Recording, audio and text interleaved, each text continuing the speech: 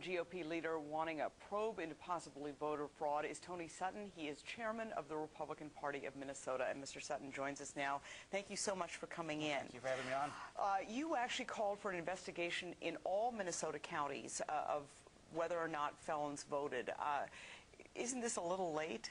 Well, it's never too late to get it right, Esme, and I think that what we're trying to do is not look back at the previous election. We know we can't put that genie back in that bottle, that we're not going to overturn the result 2008. We're trying to make sure that was going forward that there are systems in place and awareness so that local elected officials, and most importantly the Secretary of State, are making sure that people who aren't eligible to vote, like convicted felons, aren't voting. Is it fair? Former Senator Norm Coleman called Senator Franken the accidental senator. Is that fair? I think any time an election is that close, there's always going to be concerns about the processes. We certainly have a case that we think that we didn't win in the courts. We still think is valid. That the Democrats in that process, through the Secretary of State led canvassing board, Mark Ritchie, were able to keep looking for votes. Of which there were Republicans present on the canvassing board. 3-2, Democrats to Republicans. But it was a unanimous vote on that. Well, the Secretary of State, I think, was able to maneuver and help look for votes. And able to find, and when they found enough votes for Senator Franken to win, they stopped looking for votes, and we didn't think that was fair, which is why we appealed the decision. We weren't successful. So again, this isn't about the past. This is about going forward to make sure that what happened in that last election, the concerns, the potential for the people not voting, people voting who shouldn't have been voting, the absentee ballot problems, to make sure that those things don't happen again, because there's no guarantee that there won't be close elections in Minnesota, not just for statewide office, but for legislature, etc. We just had Congresswoman Betty McCollum on. She basically said, she is certainly hoping that Democrats hold on to their majority in the House of Representatives. I know that Republicans feel very differently, and there are projections nationally that Republicans are going to pick up a lot of congressional seats.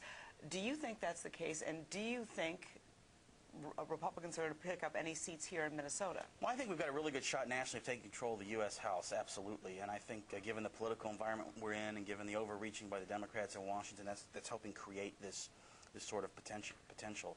I think in Minnesota we got a great shot down in the 1st District. Randy Demmer, state representative from Rochester, is running against Congressman Tim Walz. We think Tim Walz is out of step with the 1st District. We think the 1st District is more right of center, more conservative than Tim Walz, and we've got a great candidate, Randy Demmer. I think that's a real potential for a pickup. All right.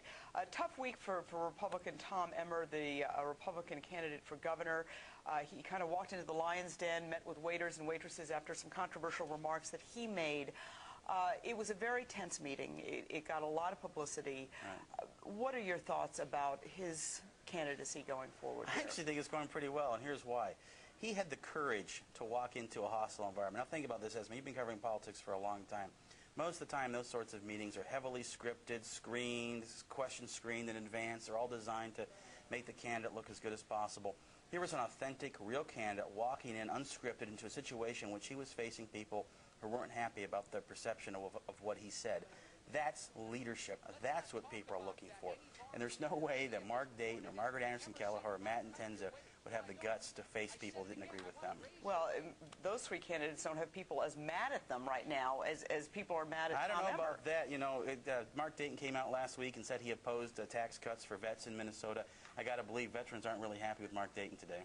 All right, so still optimistic about the governor's race. Obviously, in terms of going forward, he faces an enormous advantage not having a primary opponent. Absolutely. I mean, we're united as a party. Our team up and down the ticket are united. The Democrats have this raucous primary. They're spending millions of dollars trying to go as far to the left as they can to attract DFL primary voters. So be it. I think it's going to be hard for them to pivot against a mainstream candidate like Tom Emmer.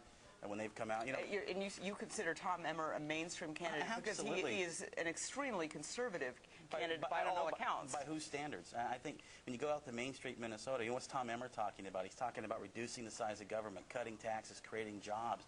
What are the Democrats talking about? They're just one-trick ponies. Raise taxes, raise spending, kill jobs by raising taxes. That's not what people want to hear. That's why Tom Emmer's message is appealing. And even though these guys have spent millions of dollars in the polls, Tom Emmer is still tied or ahead in all the polls that have been taken so far, because people don't want that tired Democrat message from the past. All right. Well, Tony Sutton, thank you so much for stopping by. Obviously, we will see how things turn out. That's why we run the race. All right. Thank you.